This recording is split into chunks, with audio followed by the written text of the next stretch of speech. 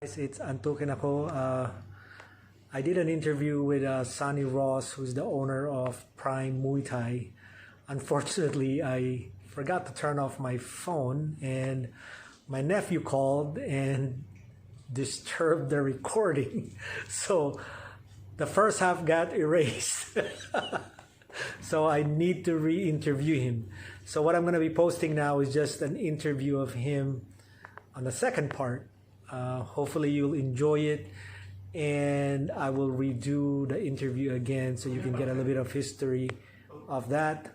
My brother Al's eating pancet and disturbing my taping.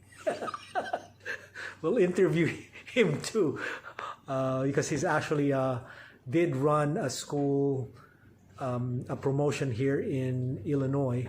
He's actually the first one who did here Thai boxing before Sonny Ross did. So great history of the organization here in Illinois. So hopefully enjoy the interview with Sonny Ross. And Sonny, I apologize for the maybe redoing our video. Enjoy, guys.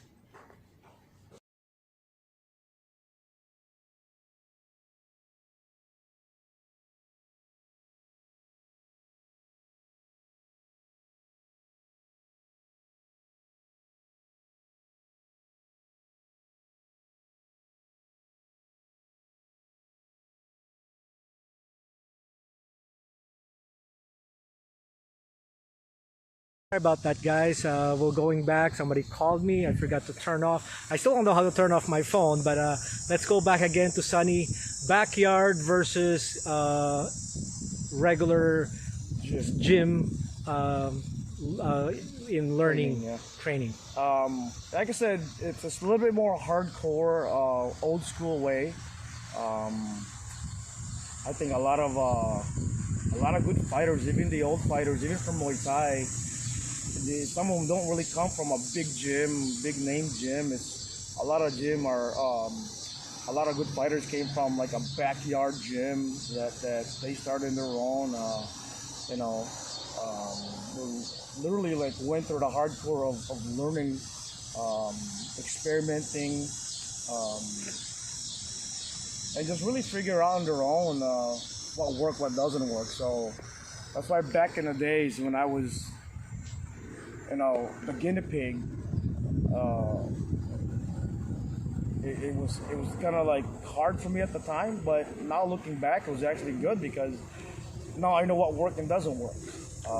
How important is discipline? I heard Paul is a punisher. Oh, I remember one session that I had that he actually felt bad for because he was punishing me so bad. For every mistakes I made, I mean, one little, even if I went the wrong way, maybe do 10 push-ups, It got to a point that I did so many push-ups that he's like, oh, wait, let me do it with you then.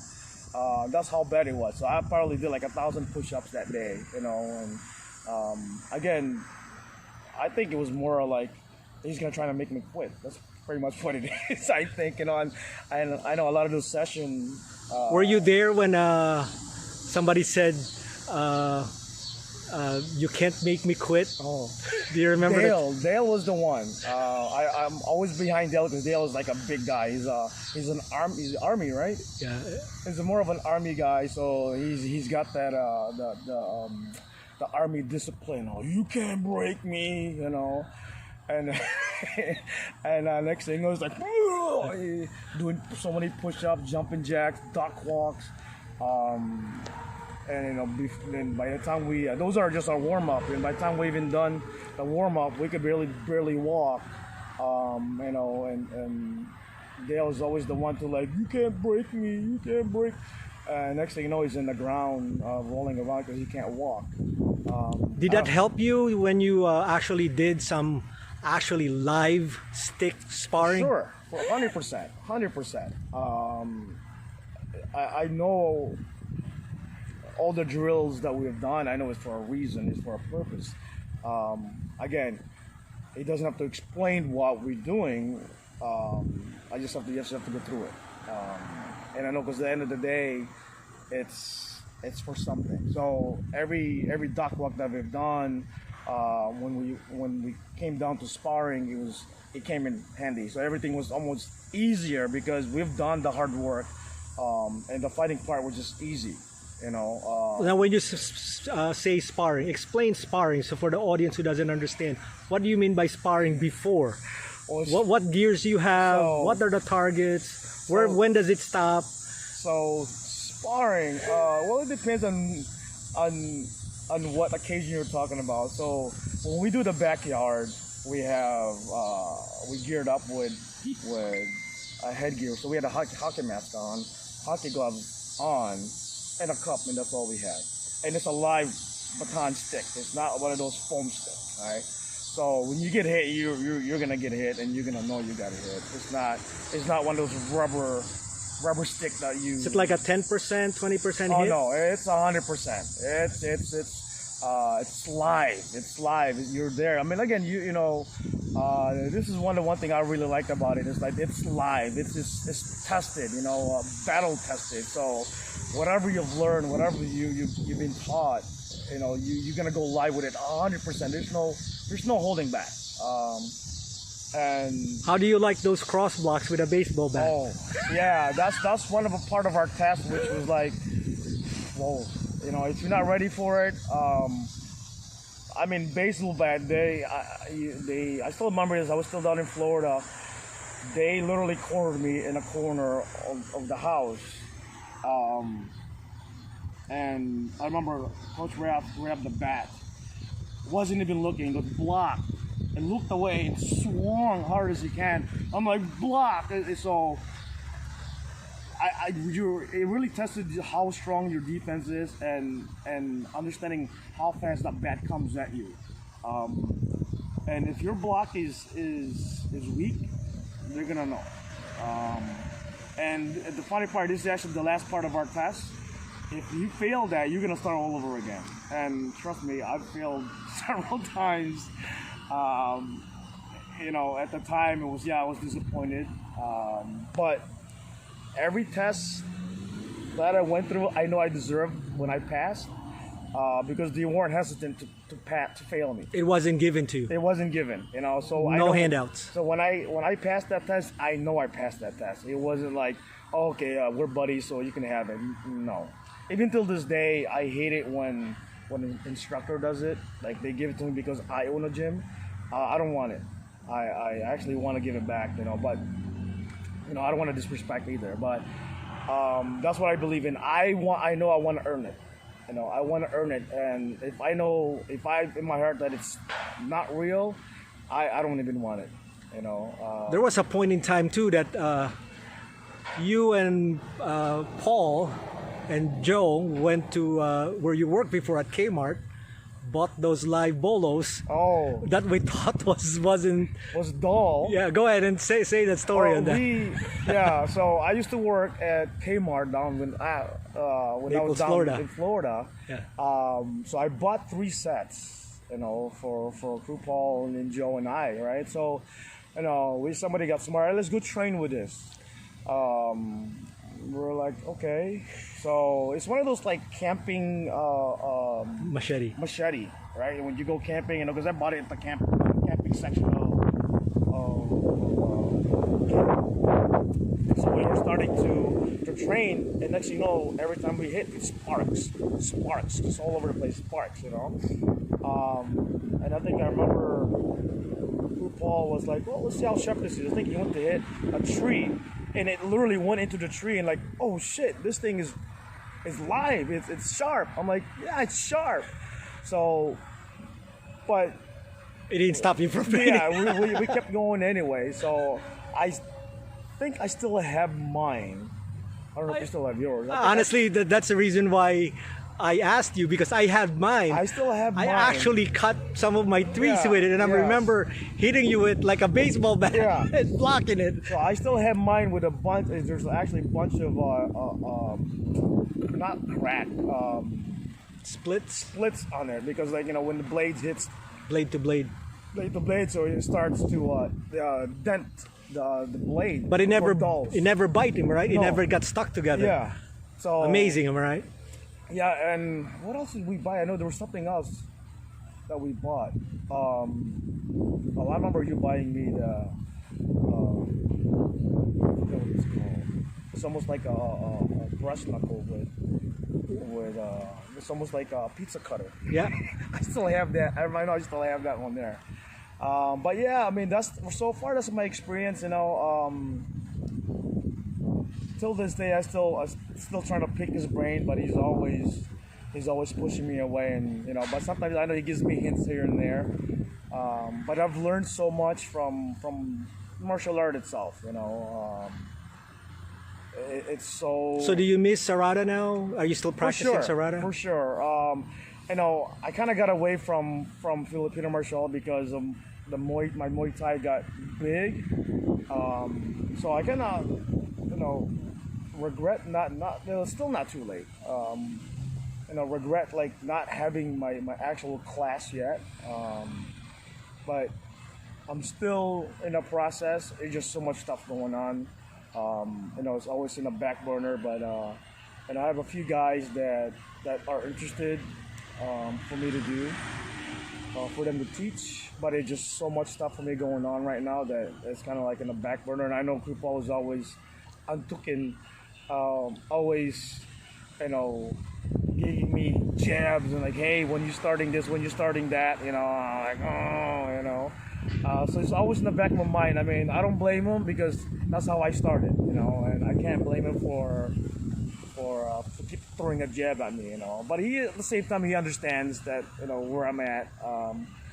So in your Thai boxing, what lineage are you?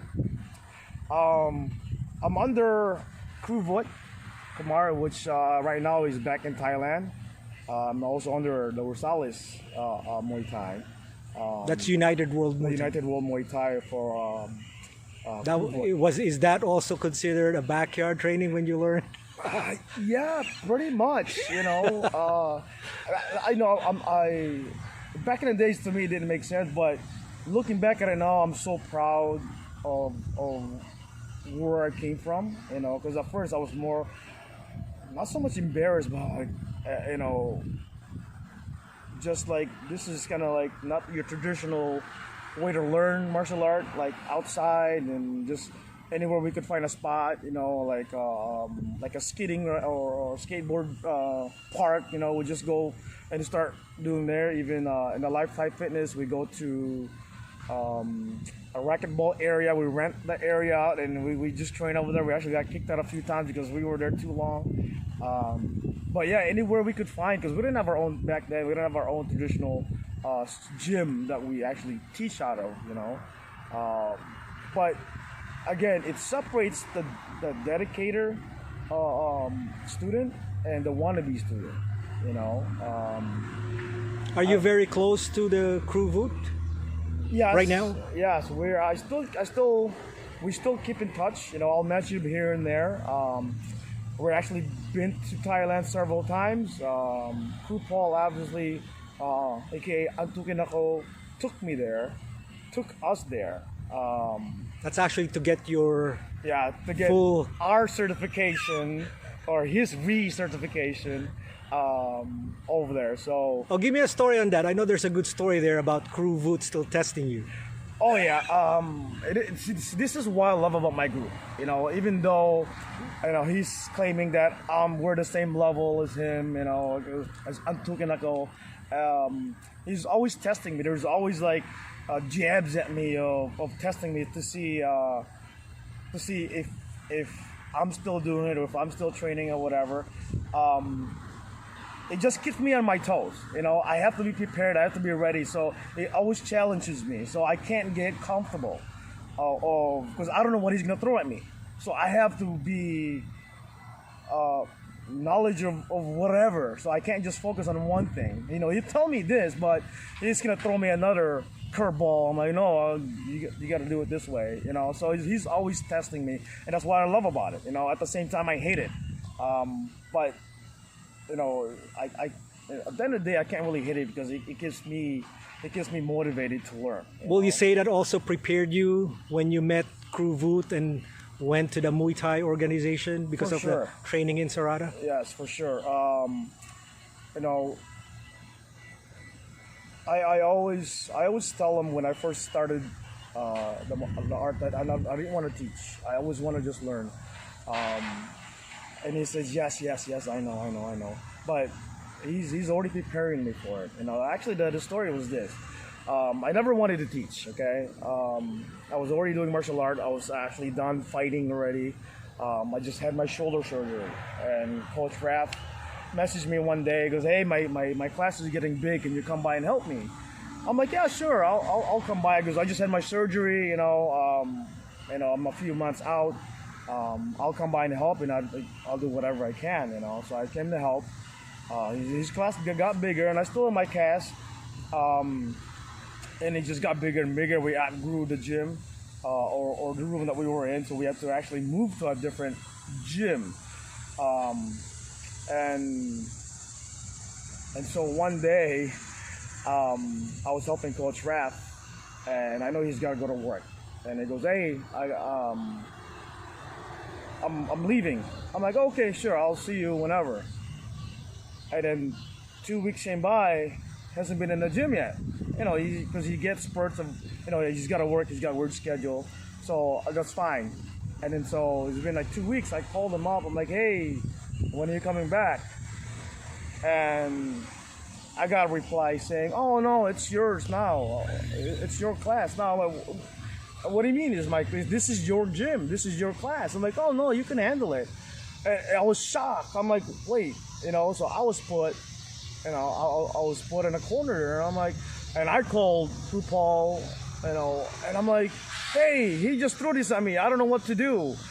And of course, he throws it back at me and goes, you got it. And I'm like, what do you mean? I'm like, I told you I didn't want to teach. I'm like, but you're already doing it. So everything that happened to me through martial art is not so much by force, is, how do you say,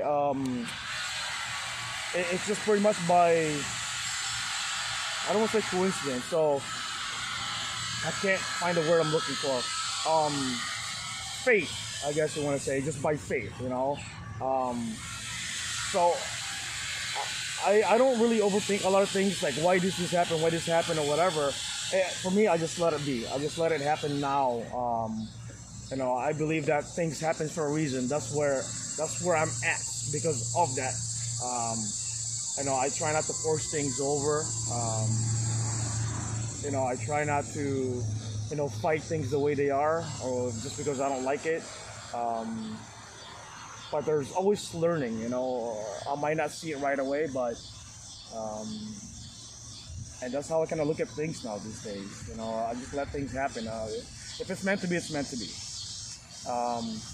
So pretty much that's how my life is going with martial arts. So with the crickets making so much noise, and my neighbor now started cutting wood, we'll try to end this quick. If you are a Filipino martial arts practitioner or you want to start FMA, give me 3 recommendations that you will tell the person before they start FMA. Well, you have to really want to learn. I don't want to say don't ask questions, okay? Because you have to. For me, it was about the person that's going to be teaching you. You really have to. God, I can't find the right instructor. For me, that's the biggest key. And be open-minded. Okay, so find the right instructor. Old school instructor. Old school. I think the newer ones now are like too soft. Okay, old school. They could be 50, 60, right? Those are the old school. I'm around that age, so don't say that. I'm almost there, right? And be willing to learn. Be open-minded on what they're teaching you. Just give it time. Give it time to develop. And at the end, you'll thank them.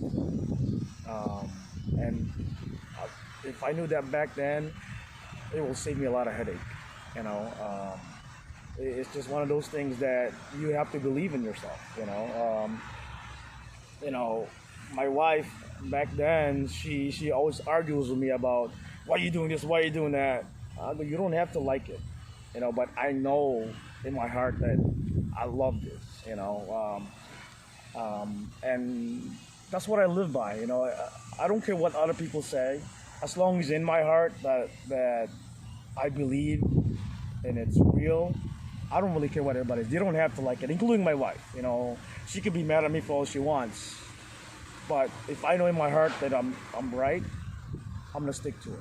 So you one more, the third one. What was the third one? What will be the third one?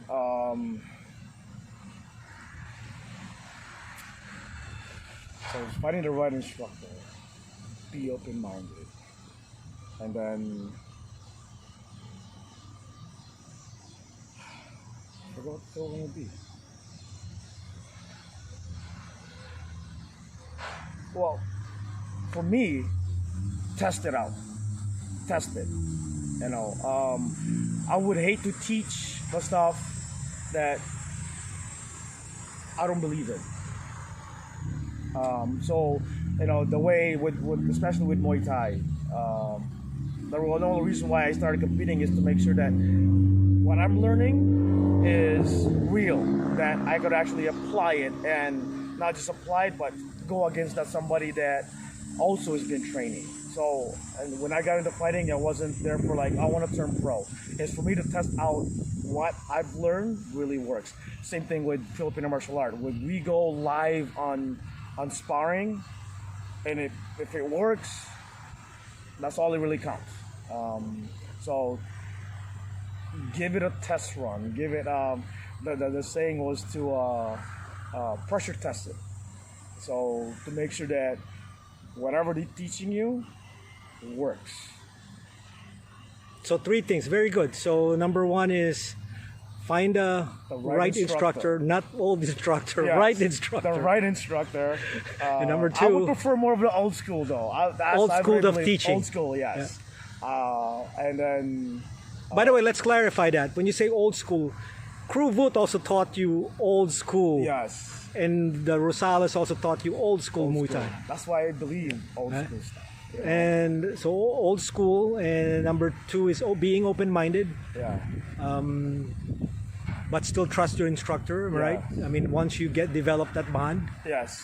And number 3 is making pressure test. Pressure test. Because nowadays there's a lot of fancy techniques out there. Yeah. Very cool stuff. Because a lot of my students will always ask me questions about what is this, what is this, what is that. I stay with the basic stuff. I don't do the fancy stuff. And a lot of them sometimes get mad at me because I only show them the little details. That's all it really comes down to, is the little details. So the old school guys, they won't even explain it to you. They just figure it out. Figure it out.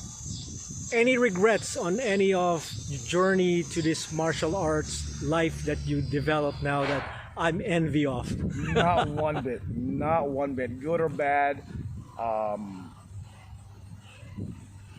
Now let me ask you this. I don't know if you probably remember. If you notice, that's our logo there with the 3 rays. I'm gonna touch your chest. There's one there. What is that? What is that? And what's the third one there? So the 3. I'm testing him actually. Yes, it's always a test. See what I mean? It's always testing me, right? So the 3 rays is the 3 main island in the Philippines: Luzon, Visayas, Mindanao. Those are the main. There's so many meanings that he wants to put into it though, but those are the first one that I've learned is the first history, right? History of it, yeah. So that was the background of that. Now he's just adding the mind, body, and soul into that race as well. But all those though, I mean. What gave you the problem most out of the 3? That made you grow now, because you. For me, the most. I don't want to say the hardest part, but the longest is the soul. helping other people, helping students, because I have a lot of young students, just literally just graduated high school, don't know what to do. They have no direction where they want to go because they have some, actually I have one of my students. I don't really want to say a name, that actually, he graduated high school but just didn't know what to do. He was literally like halfway down in jail. His foot is already in jail, and all he needs to do is somebody to push him, and he's in there already. But he just happened to come to my gym, walk into my gym, and I helped him out. He had problems at home. He wasn't getting along great with his parents at home, and he became one of my fighters. Who's also now he's actually just 12-0 now as a fighter. The funny thing about that, looking back, we have a history of our group Yes. actually changing lives, Yes, right? Not and- only martial arts, but Yes. actually changing. I mean, go ahead, and I'm sorry, I don't want to. Actually, that's what I kind of base my gym for. I mean, for me, it's great if they become great fighters. For me, that's the icing on the cake.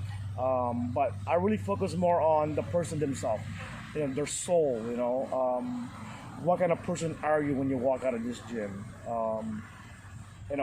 There's some guys that walks in there like, I want to be the fighter, I want to be the best fighter. Yeah, that's always my goal. But for me, that's just the icing on the cake. But as a person, who are you gonna be? Do you remember any instances wherein Paul actually showed you humility, being soul and Oh my God. or giving, instead of him dwelling on? I don't want to talk about myself, but I mean, money wasn't the issue. It wasn't the number one priority. It was the principle. Okay. So it's about what are you getting out of it? What are you? Not so much about fighting. It's about what are you learning, and related to life. I think for me that's getting too deeper into it. For me, it's like I relate it to life. If my life gets a little harder, I relate it to my training, fighting. Like, okay, I got a fight coming up. It's gonna be a hard fight. What do I need to do? I kind of go back to like, okay, now what's going on with my life? What's the hardest thing is gonna happen?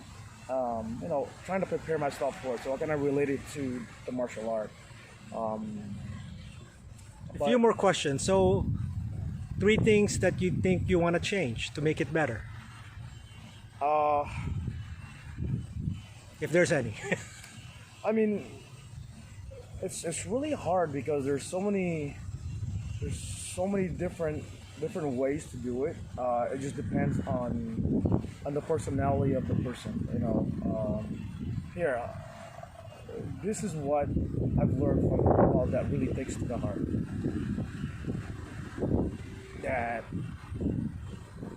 I wasn't the easiest student to learn. I was the most difficult person to teach. I don't grasp things right away. But what I loved about it that he was patient and very creative on how to teach me, and at the end, it's still the same. Sorry, I'm getting a little emotional here. I'm talking from the heart, all right? And it's really, and I lost my train of thoughts. The imagination that he had, that also for sure that challenged him as well to like, damn, this guy doesn't get it. But at the end of the day, when everybody meets up, we're all on the same page, So how do I relate that to life is more like you have a different path. He's not going to be exactly this, your buddy's path. You might have to, run through a couple more bumps than your buddy would. And for me, that kind of really, stuck to me. I've learned so much from it, and I think the one thing I would take is that being creative, being patient. Because I went through it. I wasn't the easiest person or student learn. You know, I didn't have the gift that a lot of guys now these days. You know, but the number one thing that I had was I had the patience in the heart for it. And I think that's separated me from a lot of the guys. You know, because I didn't want to quit. You know, that's the number one thing for me is I didn't want to quit. And I think that's really separates me from the other guys. It's like I'm here till the end, you know, and I take that to the heart. So yeah, that's the number one thing. If I have a choice, what stuck out for me the most was that be creative and being patient, you know. What's the future for you and Prime? Is it Prime Muay Thai or Prime MMA? Prime Muay Thai. Our goal is to really promote Muay Thai and hopefully get back into the Filipino martial arts, Serrada. But that's where we're heading to. I really want to promote it. That's why we're doing our own shows to really, especially here in Illinois, and it's starting to boom here in Illinois now. Just give us a couple more years, and you're gonna notice that Illinois has one of the best Muay Thai in the state, in the country. The address of your gym? 5100 Academy, Lyle, Illinois. How to get a hold of you? Just look us up on Facebook or look us up through Prime Muay Thai. Website? A website, yeah. What's your website? Prime Muay Thai. Yeah, I think it's Prime Muay Thai. .com? Yeah, .com. Yeah. How about shows? How do we get? Show, same thing. You know, fighter wise, if you go to our website, there's actually a fighter's application there that you know, that if you're interested in fighting, just fill up your information there, and that's where we get some of our fighters from. You know, it could be I have fighters from Florida, from Ohio, from California, from, you know, anywhere in the country in the U.S. You know, just give us a call or contact us through Facebook or through our website. Any last word that you want to say to our millions of viewers?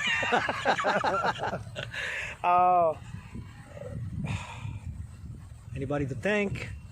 Wifey maybe, so she doesn't get mad at you. Well, she knows. She's actually like really the main core of my gym and our organization. All right. Before we close, you did leave her. Say this story. We gotta bring this up because just the sacrifice that you give. True. They need to know. Okay. You know. All right. So how the story was. Last story. Okay. How the story was this. Crew Paul was just graduating from. He's got an idea of like, well, at the time I wasn't doing anything. I was at, I don't want to say midlife crisis. I was still young, but I was at that stage in my life. Like, I just want to get out of here. You know, I wasn't interested in going to school at the time. I don't know what to do. I didn't want to know what to do. So he had an idea of like, hey, I'm graduating. I'm moving to Florida. If you're not doing anything anyway. If you want to come, you know, you could stay with me if you want. And so I'm like, yeah, why not? So, but I didn't realize he was leaving the following week. So I didn't really tell my girlfriend, my wife at the time, till the day before. And I don't recommend that, guys. So I called my wife. At the time, we didn't have a cell phone, so we had to call from the house. So I called her up and say, hey, I'm going to Florida with Paul. And she's like, yeah, okay. How long? And I'm like, I don't know. I'll see you later. Bye. All right. And then the next day, we left. And that's including Joe that also left, right? Well, Joe followed us because we told him, because you're already in school, you know, finish your school first. You know, it'll be unfair for us or greedy for me to tell him like, hey, yeah, just go ahead and pack up and go. He's only got a few more months but he was stubborn. He really wanted to go. But I'm like, hey, finish it, and we'll be here. You know. So he finished. He had like 3 more months of school left, and I'm like. Actually, this just hit me. Actually, the magic of 3. Always, most of the time, what we do is always 3, right? Yes. Look, there's 3 of us. I just noticed that. I just realized that. Always. You know, but yeah. I mean, I said I have no regrets. I mean, Yeah. through martial art, I have no regret. You know, good and bad, more good or more bad than good. But you have to have those to really understand or appreciate what you've learned. So What thank I've Trisha for learned. me. So yeah, so you know, I really think my wife again. You know, going back to the story of me leaving, going to Florida and leaving her behind.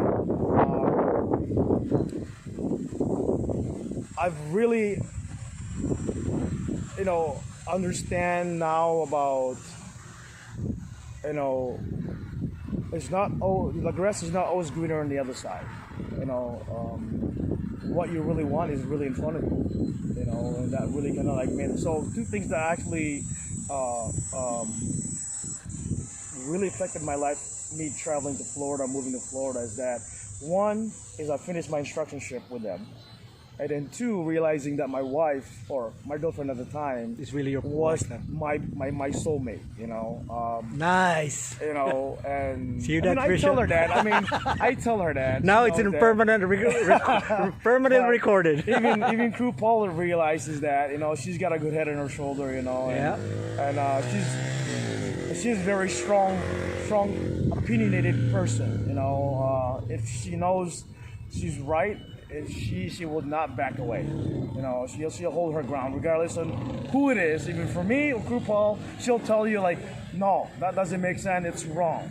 You know, and for most part, she's right. I can't even argue. You know, and I hope she doesn't see that. Yeah, she's right sometimes. You know. She's right all most the of time. Most of the time. The 2 of us are gonna get in trouble. Yeah, most of the it's time every she's time. correct. Yeah. So, but yeah, I mean, without her, really, there's no Prime Muay Thai. Really, there's none. It would have died with me if it wasn't for her. Well, thank you for the interview, Sonny. And you know, this is like a last moment interview, and Yes. hopefully this actually comes out right because we're outdoors and all the crickets and whatnot are here. Yeah. I still have to get a technique for you, maybe one of these days, or maybe videotape some in your gym and send me a copy, either if it's Serrada or Muay Thai. For sure. Uh, For sure. and then we'll put that on my Hirosa de Cuerdas page. For sure. Oh, by the way, you did learn Hirosa, the basic, Yes. the very beginning. A little bit. So, you know, from what I know was we're told. ending, but I did teach him Hirosa de Cuerdas. Go Yes. ahead. Yeah. Yeah. You know, a little bit. I mean, not much, but again, you know, it's the fundamentals. You know, it's all about the fundamentals for me. So. Well, thanks, Sonny, for the interview, and hopefully we'll see great success from your gym. And I know for a fact that we've talked about this. One success is almost everybody or the team success. So keep it up and good work, and we're proud of you. Thank you. Thank you.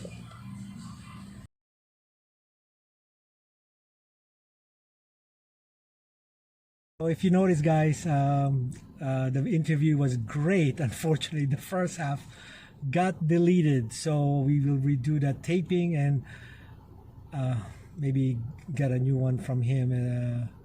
Again, I apologize, but the second half was also a great interview, and enjoy, and hopefully you guys check out his gym and train hard and share your knowledge. Have a good day, guys. Mabuhay.